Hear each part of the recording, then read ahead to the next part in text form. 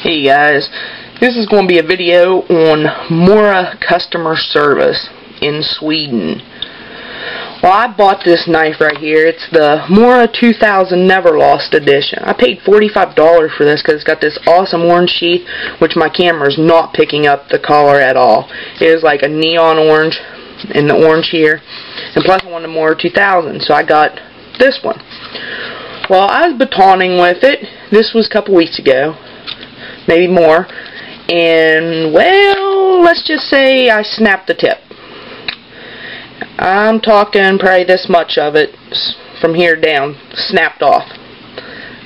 Oh shit, you know, what do I do now? I just snapped that baby. So I contact the eBay seller I got it off of. She tells me she's really helpful. She'll sell me another one, you know, half price, or no, she'll take some of it off or something like that. Well, I don't have the money to buy another one, so I go to my next resource. I contact the U.S. distributor of Mora knives. They tell me nothing we can do about it. Basically, sorry about your luck.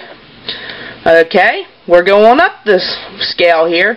We'll contact them in Sweden, see what they tell me. I contact the Sweden office of Mora knives, the direct company. It's about probably 2-3 days after I finally get a hold of them. The woman's like, or the gentleman, I'm not sure which, tells me that they are very sorry that the knife broke and they will get me a new one out in the mail. I'm thinking, okay, great, that's awesome. We'll wait a month and it'll be here, right? Well, it didn't take a month. They shipped it 2-day express mail, and I got the new one. Well, my roommate wanted the old one, as you can see here, the difference. But I didn't know how to fix that tip, because you can see we are talking a major break. So I contacted my friend Don Sills, does Sills Custom Knives, and I showed him a picture of what it used to look like, you know, and what it looked like now that it was broken, and asked him if there was anything he could do with it. And he said I could probably make it a Wharncliffe blade, or a modified Wharncliffe, somewhere around a Wharncliffe. I was like, alright, that's cool, whatever. My friend, you know, she was like, well, that's fine, I'd like to have it like that, that's great. So I sent it off to him, and it came back like you can see it. But I mean, you can see the amazing work that he did. Look at all that metal that's missing. And he just reshaped it all. And as normal, anytime I send him anything, he foul works it, because he knows I love foul work, so he foul worked it. But this whole video is about Mora's customer service.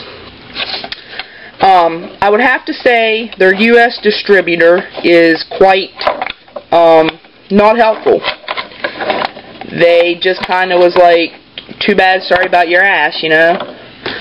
So that was kind of, not really, I wouldn't say it pissed me off, but I would say it bothered me, because, you know, I'm supporting a foreign company anyway, so they're supposed to be the distributor for them here in the U.S. Why are they just telling me too bad? But when you finally get a hold of Mora in Sweden, they have great customer service. You couldn't ask for better service. They got right back to me, and I mean, they shipped the new knife to me. They didn't want the old one back. They didn't want a picture, nothing. They just took my word for it. But as you can see, it was broke. And they shipped me a new one, 2-day mail. 2 to 3 day express mail. I mean, that is totally, that's just amazing to me. Mora really took care of me. And for that, I will keep buying Mora knives. And that is the only one I've ever had to break. I have a good many of them. I love Mora knives. I think they are a great, great bang for the buck. You can beat the living hell out of them, and they'll still come back for more. Except this one. But Dawn, the custom maker, my friend, and myself, and Mora believe that what happened with this one was it wasn't heat treated properly, because of how the tip just snapped like it did. Mora and everybody else, including myself that I've spoke to, believe it was a poor heat treat. This one I have not batoned with it because I really don't want to take the chance. But I have a couple other Mora knives that I have batoned with and sharpened and batoned and sharpened. I mean, they're a really good bang for your buck.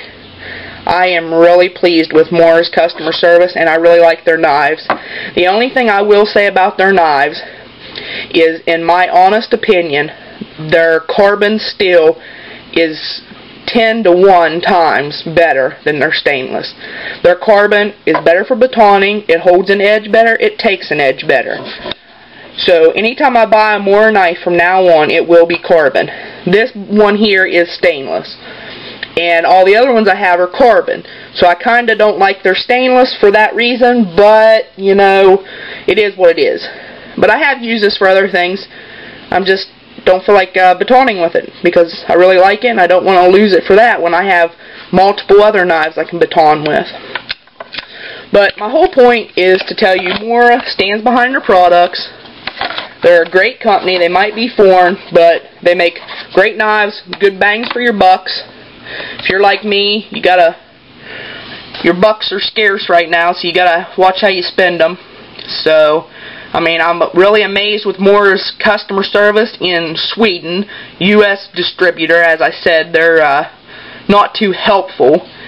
And Don Sills, thank you for doing this knife for me. He knows that, you know, I've been having some rough times, so he fixed it for me for free, which, you know, I greatly appreciate it, but I was willing to pay him. I was going to give him knife and trade, actually, but he didn't want it. He just said he'd fix it for me. So, that is basically all I want to tell you guys. And, you know, if you don't have a Mora and you're thinking about it, it's a great bang for your buck.